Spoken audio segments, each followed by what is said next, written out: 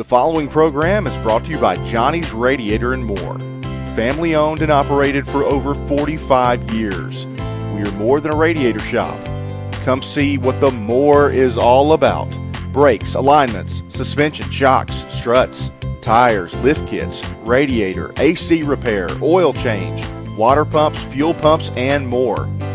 Don't forget, Johnny's has a full line of AC parts in stock for all heavy-duty makes and models, logging, farming, construction, and heavy-duty trucks. AC parts specialist with over 35 years experience. Call 870-226-5000 to get an estimate or make an appointment today.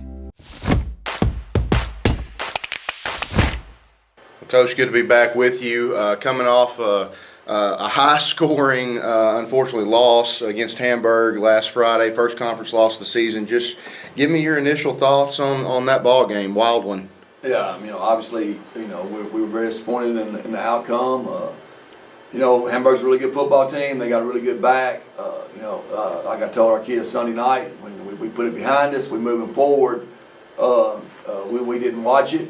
We know we didn't play well. We lived it Friday night, and our biggest deal was let's turn the page and get ready for Star City.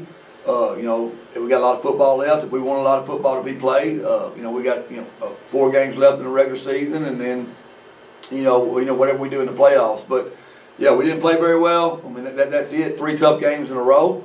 Credit to Hamburg, they played well. We didn't. They got the win, and then now we got to move forward to Star City. Just quickly, what positives can you take away from a game like that as a coach? Obviously you put up a lot of offensive points, but do you just scrap it and move forward? Is that kind of your? That's what we did. I don't know if that's the right thing to do or not, but offensively we moved the ball. We had close to 700 yards total offense, but that don't matter. It's a team sport. There's been times, the DeWitt game where our defense rose and made plays for our offense. Our offense was struggling. We didn't do a very good job. That's the bottom line is we had some opportunities we didn't take advantage of, and when you do that, you put yourself in a position where you can't win a football game, and we did that, and we did it together, and we own that, and the biggest thing for us to do is move forward. And go. We can dwell on it and talk about it, but it's not going. We can't go back and change it. And that's what I told our kids. And there's no sense in that. They know they didn't play their best. They know that we made some mistakes. They know that that we had some opportunities and didn't capitalize. But there's nothing we can do about it now. Just go out and play. We got a big one this week. Well, let's talk about that one. Star City obviously coming to town. Homecoming week. I know that always throws a little kink into things, but what are you expecting out of the Star City Bulldogs? Well, they have struggled. There's no question about it. But it looks to me like they are getting better. But anytime, I think they're going to have some confidence coming in after they saw the way we played last Friday night. And obviously, we got to worry about us. We got to go out. We got to do what we do, and we got to make sure we can adjust and we can make plays, and we can fit stuff right, and it's been about us this week. We went back. We've been more physical, probably more so than we've been in a while here. And our kids are great. Let me say that they work their tail off. They come to practice every day. They get after it, and it's a lot different than some groups we've had that struggle. This group right here works at it now. They did not want to do that the other night. They did everything in their power. We didn't do a very good job of adjusting. We didn't do a very good job of tackling. That's all, But they came back Sunday night. They understand what's ahead of them, and they work at it. They get after it every day. Every day. We cannot ask for a better group of kids who want to come in here every day and get better. And they're trying to get better. And so, as a coach, that's what I like about it is hey, they understand where we're at. They didn't want it to happen, but it happened. Now let's go get better. Well, obviously, you're talking about trying to get a little bit more physical. You're talking about just generally in practice this week. Is that kind of what you mentioned? Yeah, we're not tackling very well. Anybody can see that. We haven't tackled very well since game 1. And it's so hard, and AAA rules are you only can have 1 day of contact a week, and because of just everything that's happened over the course of time. Back in the day, we hit every day. But AAA rules change so much over what you can do and what you can't do in practice, and so we're using a bunch of dummy stuff and just stuff that we don't have to hit. And plus, you don't want to get anybody hurt. You know, obviously, times have changed from 2012, 13, 14, 15, where you can't do as much contact. But, you know, we got to go play, man. We're gonna make it where we play faster. That's number one. We want to play faster. If we make a mistake, we want to make it 100 miles an hour. And we're going to, you know, take the thinking out of it. You know, hopefully we can do that. You know, you got to think a little bit in football, but we're trying to simplify it even more so where, hey, let's just go play fast. Anything about homecoming this week that changes your schedule, or you just football's football? Yeah, football's football, but you know, it's never really bothered us here. As you know, our kids don't go to the parade. We're here on Friday, so after the coronation, it just becomes another Friday. But you know, our kids have done a really good job over the years. However many years I've been here, not letting that be a distraction. And you know, we've always played really well on homecoming, and I don't see anything different Friday night. I think we got a bad taste in our mouth. I think our kids are ready to go play a game, and we're you know, we just need to go play. Well, Coach, we appreciate your time. Need a big crowd Friday night. We'd love to get a lot of support behind these kids. Thank you for your time. Thank you. Well, Coach, good to be back with you. Huge clutch win Friday night against rival Monticello. I noticed at the end of the game you told the team, I'm kind of paraphrasing, that you know the opportunity would come, and it sure did. And how proud of you?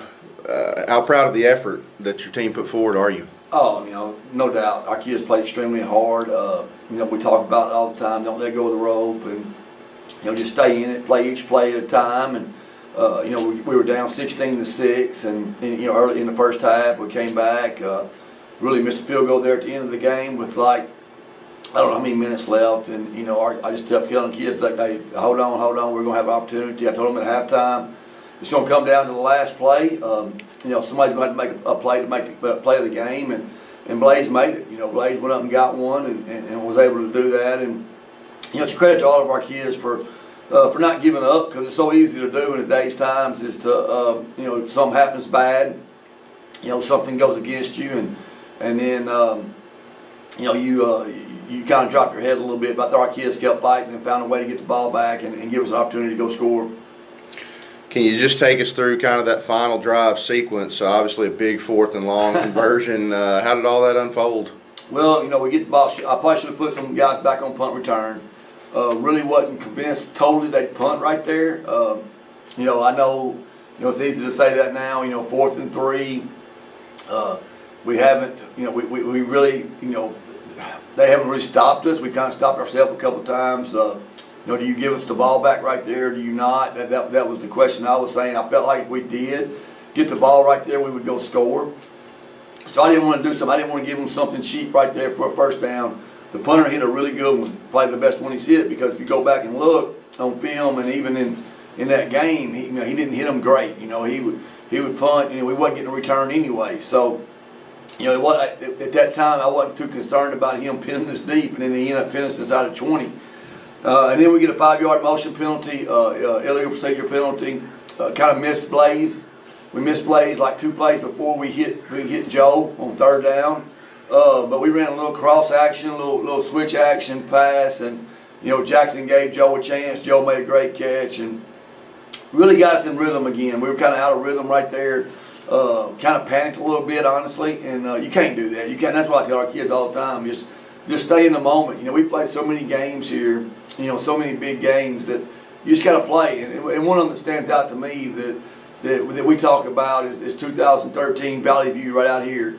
You know, they're driving to win the game, or you know, to win the game, or they're up. I mean, all they got to do is get a first down in semifinals, and all they got to do is get a first down, and that they end up running, and Calix Harris strips the guy on the 2-yard line. We go 98 yards in a minute and 20 seconds. We haven't had offense all night, and then all of a sudden we find it. And you know, we talk about stuff like that. Hey, just don't let go of the rope. Hey, somebody's gonna make a play. Just believe it, and our kids do. And our kids kept playing, and they played the play. And you look back, we still do so much stuff, man. We do so many things that we gave them 2 4th down conversions that led to touchdowns. That we got to clean up, and I think once we do that, you know, maybe we won't put ourselves in that kind of situation. But obviously, our kids played hard. That they kept fighting and they found a way.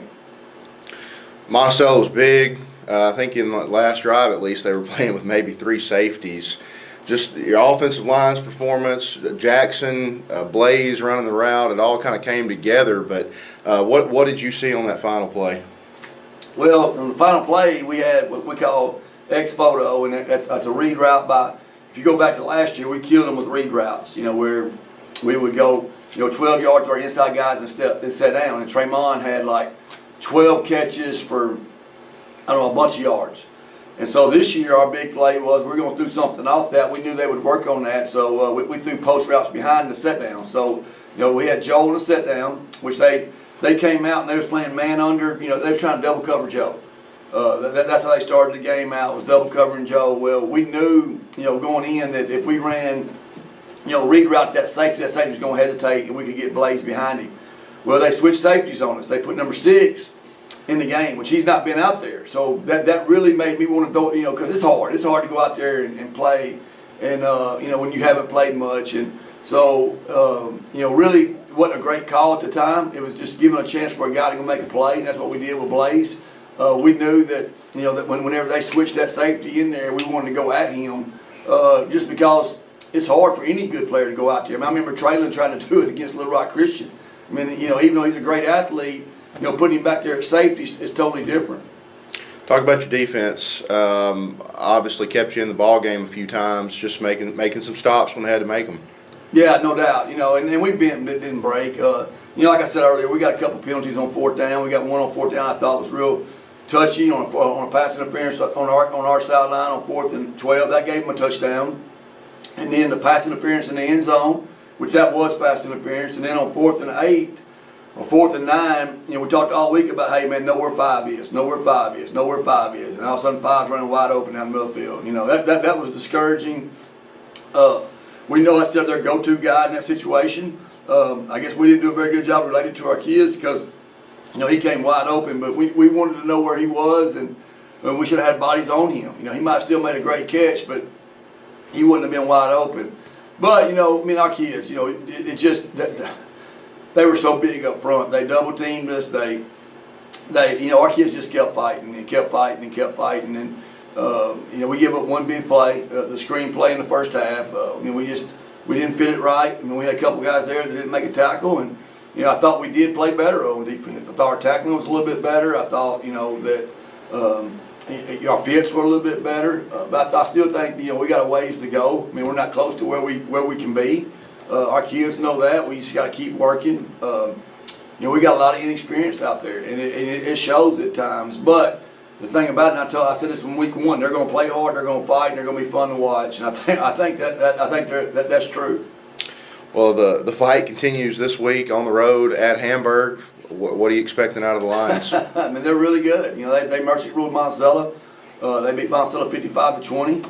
Nykel Lewis is probably one of the better backs we'll see. We've seen some really good backs, man. We saw the kid at Greenbrier who's still running, and then we saw the kid from DeWitt, the Graham kid. Then we saw, number 6 last week who's really good, really fast. Now we see another one. Nykel Lewis he's got great moves. He's real fast.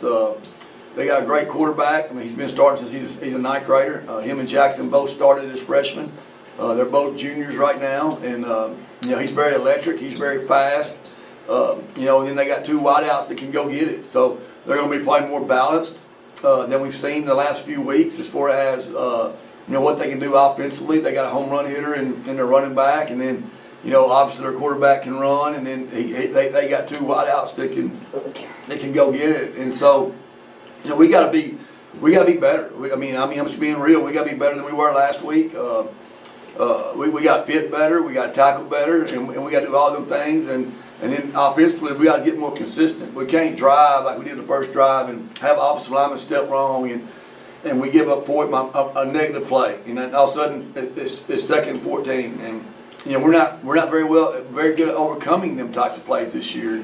It seems like it's happening more so than it's happened here. But and then we go down there again there in the second half, and we got a screen called, and it looks like it's supposed to be great. And and our right guard misses. He blocks run. Well, that messes the whole string up. So we've got to fix that. We've got to fix that because it's happening in the big moments.